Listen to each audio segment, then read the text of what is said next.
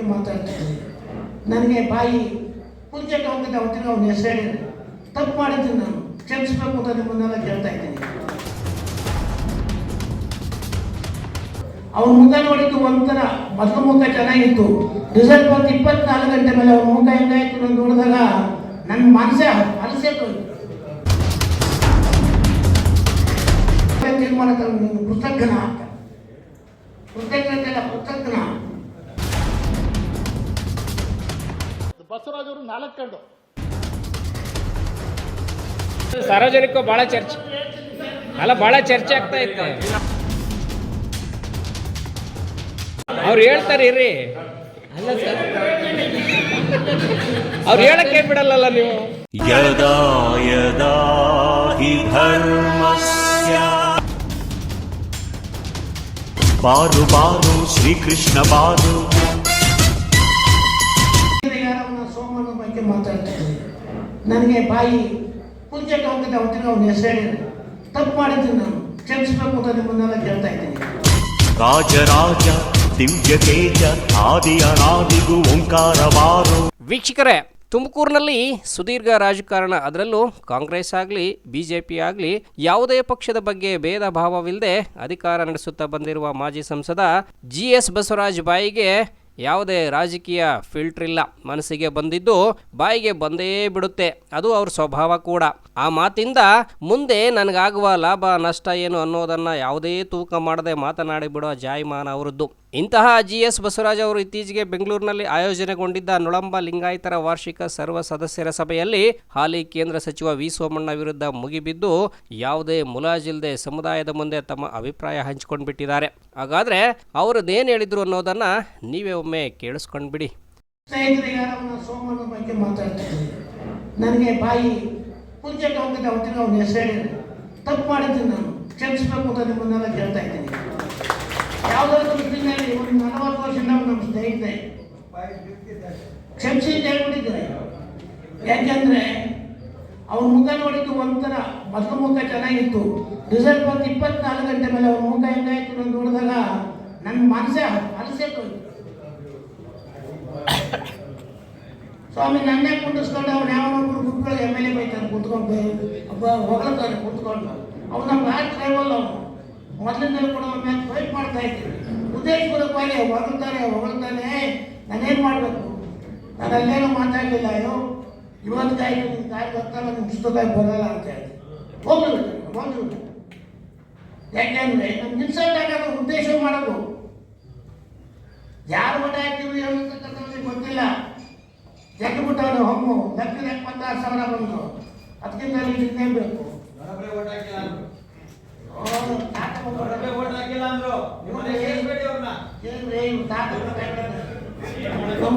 ಅಲ್ಲ, ನನ್ನ ಕ್ಷೇತ್ರದಲ್ಲಿ ನಮ್ಮ ಸ್ಟ್ರೆಂತ್ ಎಷ್ಟೈತೆ ಅವ್ರಿಗೆ ಗೊತ್ತೈತೆ ಕೇಳಿ. ನಮ್ಮ ಕ್ಷೇತ್ರದಲ್ಲಿ ತಿರುಪೂರಿನಲ್ಲಿ 60,000 ಜನ ಓಟ್ ಹಾಕೋರು, 60. ಆಮೇಲೆ ಚಿಕ್ಕರಾಯ್ತಲ್ಲಿ ಹೋದ್ರೆ 36 70 ಬರ್ತಾರೆ. ಇಲ್ಲಪ್ಪ ನೀನು ಮಾತಾಡೋದು. ಆಮೇಲೆ ರೂಪಾಯಿ ಬಂದು 43,000 ಎಲ್ಲ ಮಿಲಿಟೆಂಟ್ಸು. ಒಬ್ಬೊಬ್ಬ 50 ಓಟ್ ಹಾಕ್ಸಿ ಕೆಪಾಸಿಟಿ ಜಾಗರಣ. ನಮ್ಮವ್ರು ಹಂಗಿಲ್ಲ, ಭಾಳ ಅಭಿಮಾನಿ ಪೂರ್ವಕವಾಗಿರ್ತಾರೆ. ತುರ್ರೆ ಕಡೆಗೆ ಹೋದ್ರೆ ಜ್ಞಾನ ಸೈಡ್ ಲೈಟ್ ಮಾತಾಡ್ದ ನನಗೆ. ನಾನು ಅದಕ್ಕೆ ನಮ್ಮ ಕಾಲೇಜಲ್ಲಿ ಒಂದು ಮೀಟಿಂಗ್ ಕರೆದೆ, ಅವರೆಲ್ಲ ಊಟಕ್ಕೆ ಕರೆದು ಎಲ್ಲ ಮುಖಂಡ್ರನ್ನ ಒಂದು 150 ಜನ ಮುಖಂಡರನ್ನ ಕರೆದಿದ್ದೆ. ನಮ್ಮವರು ಸ್ವಲ್ಪ ಗೌಡ್ರುಗಳು ಕರೆದಿದ್ದೆ. ಉದ್ದೇಶದ ಮೇಲೆ ಸೀಕ್ರೆಟ್ ಮಾತಾಡ್ತಿರ್ತಾರೆ, ಗೊತ್ತಾಗಕ್ಕೆ ಮಾತಾಡ್ತಾರೆ. ಅವರೆಲ್ಲ ತೀರ್ಮಾನ ಹೇಳಿದರು, ಯಾಕಣ್ಣ ತಲೆ ತಿಂತಿ, ನಾವು 63,000 ನೀರು ಬರ್ತಿದೆ, ಮಕ್ಕಳು ನಾವೆಲ್ಲ ಒಂದಾಗಿದ್ದೀವಿ. 65,000 ನೀರು ಯಾರು ನಮ್ಮಲ್ಲೇ ಇವನ್ನೆಲ್ಲ ಕೂತ್ಕೊಂಡು ಅವ್ರಿಗೇನಿಲ್ಲ. ಅವತ್ತೇ ಇವತ್ತಿಂದ ನಾನು ಮಾತಾಡಿಸಿಲ್ಲ. ಅವತ್ತೇ ತೀರ್ಮಾನ ಕೃತಜ್ಞನ ಅಂತ, ಕೃತಜ್ಞತೆ ಅಲ್ಲ ಕೃತಜ್ಞನ. ಸಹಾಯ ಚೂರಿ ಹಾಕ್ಬೇಕು ಎಲ್ಲ ಹಾಕ್ತೇವೆ. ಅದು ನಾವು ತಡ್ಕೋಬೇಕು. ನಾವು ಜೀವನದಲ್ಲಿ ಏನೋ ತಪ್ಪು ಮಾಡ್ತಾ ಇದ್ದಾರೆ ಆದಾಗ ನನಗೆ ಮುಂದಿನ ನನಗೆ ಹೆಸರಿನ ಮೊದಲ ಕಾರ್ಯ 58 ಏನು ಆಗೋಗ್ಬಿಡುತ್ತೆ. ನನಗೆ ಮುಂದಿನ ಪೀಳಿಗೆ ಹೇಳ್ತೀನಿ, ಇಂಥ ಕೃತಜ್ಞತೆಯಲ್ಲಿರ್ತಕ್ಕಂಥ ಯಾರು ಕೂಡ ನಾವು ಸಹಕಾರ ನಾವು ತಪ್ಪು ಮಾಡಿದ್ದೆ. ಇದೆಲ್ಲ ದೇಶಾಭಿಮಾನವಾಗಿರ್ತಕ್ಕಂಥ ಪ್ರತಿಯೊಬ್ಬರು ಕ್ಷಮಾಪಣೆ ಕೇಳ್ತಾ ಇದ್ದೀನಿ ಮಾಡಿದ ತಪ್ಪಿಗೆ. ಅವರು ಮೋದಿ ಅವರು ಹೇಳಿದ್ರು ನನಗೆ, ಅಲ್ಲಪ್ಪ ನೀನು ಚೆನ್ನಾಗಿದ್ದೀಯಾ, ಆರೋಗ್ಯವಾಗಿದ್ಯಾ, ಒಳ್ಳೆ ರೆಕಾರ್ಡ್ ಐತೆ, ನೀನು ಯಾರ್ದೇ ಕೊಡ್ತೀಯ ಅಂದರು. ಇಲ್ಲೆಲ್ಲ ಅವ್ರಿಗೆ ಮಾತು ಕೊಟ್ಟಿದ್ದೀನಿ, ಬಿಟ್ಬಿಡಿ ನನಗೆ ಬೇಡ. ಕೇಳಿಸ್ಕೊಂಡ್ರ ಸಚಿವರ ವಿರುದ್ಧ ಮಾಜಿ ಸಂಸದರಿಗಿರುವ ಅಸಹನೆಯ ಮಾತುಗಳನ್ನು.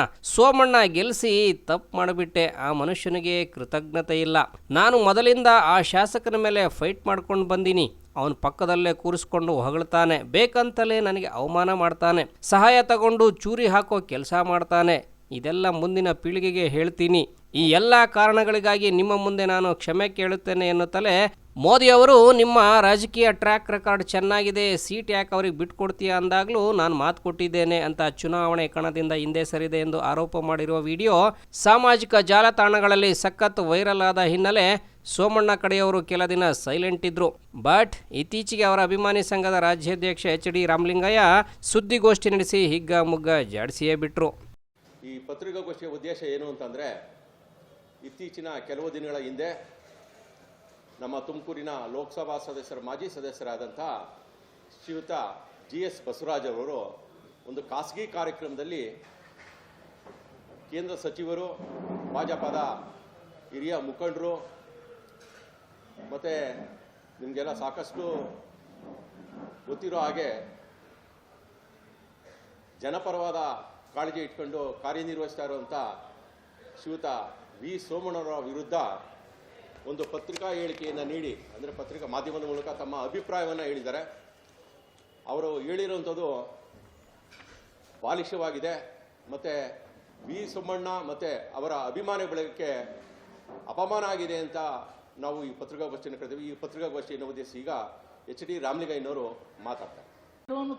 ಬಸವರಾಜ್ ಅವರು 4 ಕಣ್ಣು, ಸೋಮಣ್ಣವ್ರಿಗೆ 2 ಕಣ್ಣು ಅಂತ ಅವ್ರು ಹೇಳ್ತಾರಲ್ಲ. ಬಸವರಾಜ್ ಅವ್ರಿಗೆ ಎಷ್ಟು ಕಣ್ಣು ಗೊತ್ತಾ? ಒಂದು ನೋಡೋ ಕಣ್ಣು, ಕೇಳಿ, ಲೈಟ್ ಪ್ಲಸರ್ ಕೊಡ್ತು. 2ನೇದು ಯಾರನ್ನು ತುಳಿಲಿ ಅನ್ನೋ ಕಣ್ಣು. 3ನೇದು ಎಟ್ಲಿಂದ ಬರುತ್ತೆ ಅನ್ನೋ ಕಣ್ಣು. 4ನೇದು ಯಾರನ್ನ ಸಾಯಿಸ್ಲಿ ಅನ್ನೋ ಕಣ್ಣು. ಆದರೆ ಸೋಮಣ್ಣವ್ರನ್ನ ಸಾಯಿಸೋಕೆ ಅವ್ರ ಹಣೆ ಬರದಲ್ಲೂ ಬರೋದಿಲ್ಲ. ಮುಂದಿನ ಚುನಾವಣೆಯಲ್ಲಿ ಇದೇ ಸ್ಥಾನದಲ್ಲಿ ನಿಂತು ನೆಕ್ಸ್ಟು ಬೃಹತ್ ಕೈಗಾರಿಕೆ ಕುಮಾರಣ್ಣ ತಗೊಂಡವ್ರೆ, ಅಥವಾ ನಾವು ಲೋಕೋಪಯೋಗಿ ಇಲಾಖೆಯನ್ನು ಸೋಮಣ್ಣವ್ರು ತಗೊಂಡು ಇದೇ ಜಿಲ್ಲೆಯಲ್ಲಿ ಮತ್ತೆ MP ಆಗ್ತಾರೆ ನಿಮ್ಮೆಲ್ಲರ ಸಹಕಾರದಿಂದ.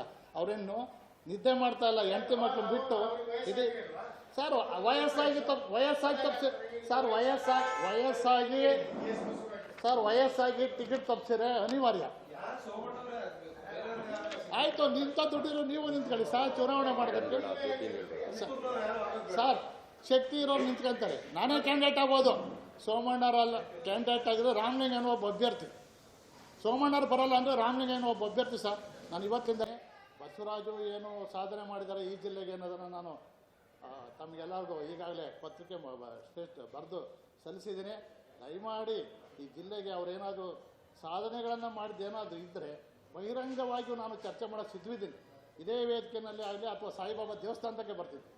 ಬಸವರಾಜು ಅವರು ವಯೋವೃದ್ಧರು, ನಾನು ಕೊಟ್ಟಿರ್ತಕ್ಕಂಥ ನಾನು ಹೇಳೋಂಥ ಅವಶ್ಯಕತೆಯೂ ಇಲ್ಲ.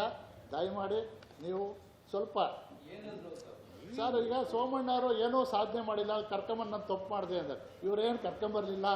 ಅವರ ಸ್ವಂತ ಶಕ್ತಿ ಮೇಲೆ ಶಿವಕುಮಾರ ಮಹಾಸ್ವಾಮಿಗಳ ಆಶೀರ್ವಾದ ಮೇಲೆ ಈ ಜಿಲ್ಲೆಗೆ ಲೋಕಸಭಾ ಅಭ್ಯರ್ಥಿಯಾಗಿ ಬಂದರೆ ಹೊರತು ರಾಮಲಿಂಗಯ್ಯನೂ ನಾನು ಫೋನ್ ಮಾಡಿ ಹೇಳಿವೆ, ಟಿಕೆಟ್ ತರಬೇಡಿ, ಸೋಲಿಸ್ತಾರೆ, ದಯಮಾಡಿ ನನ್ನ ಮಾತು ಕೇಳಿ ಅಂತಲೂ ಹೇಳಿದ್ವಿ. ಕೇಳಿ, ಅವ್ರೇನು ತ್ಯಾಗ ಮಾಡೋದು? 80 ವರ್ಷ ಆಗ್ತಿತ್ತು, ನೀನು ಆಚೆಗಟ್ಟಿರೋ. ಇದೇ ಯಡಿಯೂರಪ್ಪನವ್ರು ಇಲ್ದರೆ ಅಪ್ಪ ಮಗ ಇಬ್ಬರು ಎಂದೋ ಮೂಲೆ ಗುಂಪಾಗಿರೋರು. ಕೇಳಿಸ್ಕೊಂಡ್ರಲ್ಲ, ಎಲ್ರಿಗೂ 2 ಕಣ್ಣಿದ್ರೆ ಮಾಜಿ ಸಂಸದ GS ಬಸವರಾಜ್ ಅವರಿಗೆ 4 ಕಣ್ಣಿದಾವಂತೆ. ಆ 4 ಕಣ್ಣುಗಳು ಯಾವ್ಯಾವ ರೋಲ್ ಮಾಡ್ತವೆ ಅನ್ನೋದನ್ನು ಕೂಡ ವಿಶ್ಲೇಷಣೆ ಮಾಡಿರುವ ರಾಮಲಿಂಗಯ್ಯ, ಸ್ವಾಮೀಜಿಗಳ ಕೃಪಾಶೀರ್ವಾದ ಇತ್ತು, ಹಾಗಾಗಿ ಸೋಮಣ್ಣ ಚುನಾವಣೆಯಲ್ಲಿ ಗೆಲುವು ಸಾಧಿಸಿದ್ದಾರೆ. ಸೋಮಣ್ಣ ಗೆಲುವಲ್ಲಿ ಬಸವರಾಜ್ ಇಮೇಜ್ ಕೆಲಸ ಮಾಡಿಲ್ಲ ಅಂದಿದ್ದಾರೆ.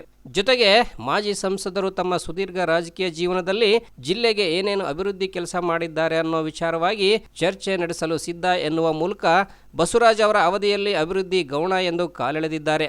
ಈ ವಿಚಾರವಾಗಿ ಇತ್ತೀಚೆಗೆ ತುಮಕೂರಲ್ಲಿ ಸುದ್ದಿಗೋಷ್ಠಿ ಕರೆದಿದ್ದ ಬಸವರಾಜ್ ಅವರ ಬಳಿ ಪ್ರತಿಕ್ರಿಯೆ ಕೇಳಲು ಮುಂದಾದ ಮಾಧ್ಯಮ ಮಂದಿ ಮುಂದೆ ಏನೆಲ್ಲ ನಡೀತು ಅನ್ನೋದನ್ನ ನೀವೇ ನೋಡಿ.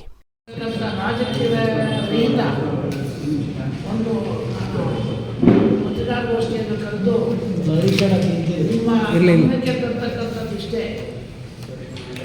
ಇವತ್ತು ಕೇಂದ್ರ ಸರ್ಕಾರ 2 ವರ್ಷದಿಂದಲೇ ಇಡೀ ರಾಷ್ಟ್ರದಲ್ಲಿರ್ತಕ್ಕಂಥ ನದಿ ಜೋಡಣೆ ಮಾಡಿ ಇಡೀ ಪ್ರಪಂಚಕ್ಕೆ ಫುಡ್ ಕೊಡ್ತಕ್ಕಂಥ ಒಂದು ಕಾರ್ಯಕ್ರಮ, ಹಿರಿಯರಿಂದ ಸಮಸ್ಯೆ ಬಗೆಹರಿಸ್ತಕ್ಕಂಥದ್ದು ಎಲ್ಲ ಮಾಡಿ ನಾನು ಕೂಡ ಅವರ ಪಾರ್ಲಿಮೆಂಟ್ ಸದಸ್ಯನಾಗಿದ್ದೆ. ಮೋದಿಯವರು ಹಿಂದಿನ 2ನೇ ಬಜೆಟ್, ಮೂರನೇ ಬಜೆಟ್ಟು, ಆ 3ನೇ ಬಜೆಟ್ನಲ್ಲಿದ್ದೇ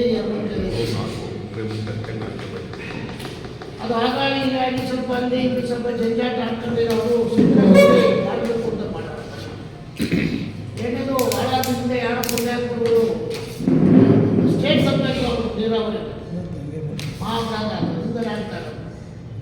ಬಿಹಾರದವ್ರಿಗೆ ನೀರು ಹಿಂದೆಲ್ಲ ಹೋಗ್ತದೆ, ಅವ್ರು ನೀರು ತಿನ್ನಲ್ಲ, ಆಗ ನಮ್ಮ ನೀರು ಸರ್ ಕ್ಯಾಮ್ರಾ ಕಡೆ ನಮ್ಮ ಉತ್ತರ ಪ್ರದೇಶ ಹೇಳ್ತಾರೆ ನಮ್ಮ ನೀರು ನಿಮಗೆ ಬಿಡಲ್ಲ. ಈ ರೀತಿಯಾಗಿ ಸ್ವಾಭಿಮಾನಕ್ಕೆಲ್ಲ ಅನ್ಕೊಂಡಾಗಿ ನಮ್ಮ ನೀರು ಇವತ್ತು ಒಂದು ಡ್ಯಾಮ್ ಕಟ್ಕೊಡಿಸ್ತಾ ಇಲ್ಲ. ನಮ್ಮ ಕರ್ನಾಟಕ ಈಗ ತಮಿಳುನಾಡೇ ತಗೊಂಡು ಇದೇನು ಇದೆಯಲ್ಲ ನಮ್ಮದು ಮನೆಯಲ್ಲಿ ಇರ್ತಕ್ಕಂಥದ್ದು ಮೇಕೆದಾಟು ನಮಗೆ ಒಂದು ಉಪಯೋಗ ಆಗಲ್ಲ. ಯಾರೊಂದು 10,000 ಎಕರೆಗೆ ಆಗ್ತದೋ 5,000 ಎಕರೆಗೆ ಆಗ್ತದೋ ಗೊತ್ತಿಲ್ಲ. ಅದು ಕಟ್ತಕ್ಕಂಥ ಒಂದು ಸೊಲ್ಯೂಷನ್ ಮಾಡಬೇಕು. ನಾವು ಅಂತೆ ಕೊಟ್ಟಿದ್ದೀವಿ ಇವೆಲ್ಲ ಮಾಡೋದಕ್ಕೆ ಅಂತ ಕೇಂದ್ರ ಸರ್ಕಾರ ಸೆಂಟ್ರಲ್ ವಾಟರ್ ಕಮಿಷನ್ ಒಂದು ಅವರು ರಾಜ್ಯ ಕೆಲಸ ಮಾಡ್ತಾರೆ. ಒಂದಿಬ್ಬರು ಇಂಜಿನಿಯರ್ ನಮ್ಮ ಮನೆಗೆ ಇಟ್ಕೊಂಡಿದ್ದು ಅವರೆಲ್ಲ ರಿಪೋರ್ಟ್ ಕೊಟ್ಟು ನಮ್ಗೆ ಏನೇನೈತೆ ಅಂತ ಹೇಳಿ ರಿಪೋರ್ಟ್ ಕೊಡೋದು ಪಾಪ ಅವರು. ಅವೆಲ್ಲ ಅವರು ಮಾಡಿದ್ವಿ ನಾವು. ಅದು ಮಾಡಿದ್ರೆ ಉಪಯೋಗಿಸ್ತಕ್ಕಂಥ ಒಂದು ಕಾರ್ಯಕ್ರಮಕ್ಕೆ ನಾವು ಮಾಡಬೇಕಾದ್ರೆ ಅದನ್ನು ಇಂಪ್ಲಿಮೆಂಟ್ ಮಾಡೋಕ್ಕೆ ಒಬ್ಬರಿಗೊಬ್ಬರಿಗೆ ಸರ್ಕಾರಗಳಿಗೆಲ್ಲ ಜಗಳ, ರೈತರುಗಳು ಆ ಜಿಲ್ಲೆ ಈ ಜಿಲ್ಲೆ ರೈತರುಗಳು ಪರಿಸರದ ಗಲಾಟೆ ಬಗ್ಗೆ ಸ್ಟಾಪ್ ಆಗ್ತಾರೆ. ಜಿಲ್ಲೆಗಳು ರಾಜ್ಯ ಮಾಡ್ತಾರೆ ನೋಡಿ ಇದು ಆಗ್ತಾರೆ. ಈಗ ಫಾರ್ ಇನ್ಸ್ಟೆನ್ಸು ಈ ಶಿರಾಕ್ಕೆ ಕುಡಿಯೋ ನೀರು ಕೊಡ್ಬೇಕಾಗುತ್ತೆ. ನಾನು ಹೇಳ್ತಾ ಇದ್ದೀನಿ, ನಾನು ಪೇಪರ ಅದೇ ಸತ್ಯ ಅವ್ರು ಸಾಯ್ತಾರೆ. ಕುಡಿಯೋಕ್ಕೆ ನೀರಿನಲ್ಲಿ 10 ವರ್ಷ 16 ವರ್ಷಕ್ಕೆ ಹೆಣ್ಮಕ್ಳು ಅದ್ರು ನೋಡ್ಬಿಟ್ಟು ಹೊಟ್ಟೆ ಯಾರು ಹೋಗಲ್ಲ, ಎಲ್ಲ ಕಳ್ಸಾಗ್ಬಿಡ್ತಾರೆ. ಫ್ಲೂರೈಡು ಸರ್, ಫ್ಲೂರೈಡು 8, 9 ಸಾರ್ವಜನಿಕ ಭಾಳ ಚರ್ಚೆ ಅಲ್ಲ, ಭಾಳ ಚರ್ಚೆ ಆಗ್ತಾ ಇತ್ತು ಸರ್. ಕುಂದನಹಳ್ಳಿ ಸರ್, ಅದು ನಮ್ದಲ್ಲ, ಅದು ನಮ್ದಲ್ಲ, ಅದು ನಮ್ಮ ಸಮಸ್ಯೆ ಅಲ್ಲ. ಚರ್ಚೆ ಆಗ್ತೈತೆ, ಕೇಳ್ತಾ ಇದೀವಿ. ಇರ್ರಿ ಸರ್, ನೀವು ಯಾಕೆ ಸರ್ ನೀವು ಏನು ಸರ್ ಕಿವಿ ಹಾಕ್ಬಿಟ್ಟಿದ್ದೀರಿ?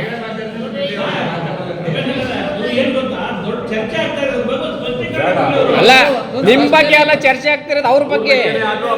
ಅವ್ರು ಹೇಳ್ತಾರೆ ಇರ್ರಿ. ಅಲ್ಲ ಸರ್, ಅವ್ರು ಹೇಳಕ್ಕೆ ಬಿಡಲ್ಲ, ನೀವು ಸ್ಪಷ್ಟನೆ ಕೊಟ್ಬಿಟ್ಟಾಯ್ತು.